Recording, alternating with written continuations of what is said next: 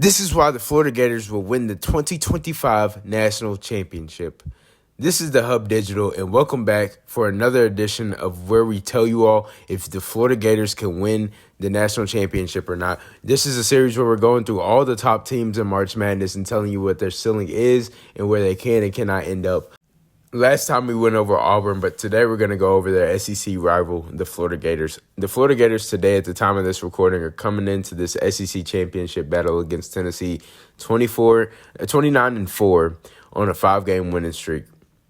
This Florida team is the definition of a run and gun offense. I mean, they get the rebound and they just launch the ball down court and they beat you down the court, which lead me to the stats that just wrap up what this Florida team really is.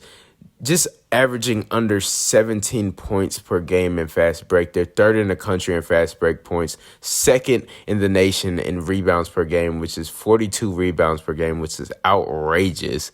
And then they also have a plus 16.3 score margin, and that leaves them at fourth in the nation in that as well. They're led in scoring by Walter Clayton Jr., who's the first ever first-team All-American in Florida Gator history, which is crazy to think about if you think about some of the all-time greats that have come through Florida.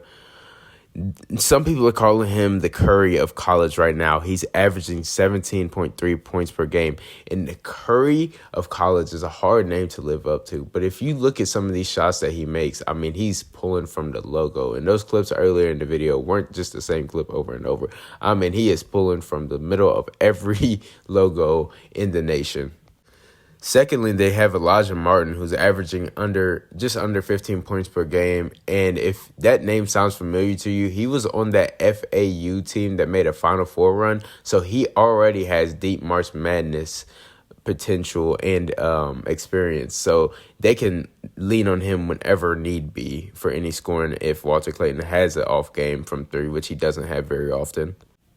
And then their last main contributor, Alex Condon, is the last person that I wanted to bring up. He's a walking double-double, and he holds down the paint for them. He's really their rebounding anchor that gets those rebounds and gets them out started in transition, which is a really important thing to have if you're going to want to have a run-and-gun team. You have to have a capable big that can turn around and launch the ball down the court off of every rebound, which gives them the advantage in transition. Lastly, I wanted to point out some of their rankings and some of the important rankings and polls in the nation. They're number 4 in all of the categories: AP polls, net rankings, KenPom, BT, and RPI rankings.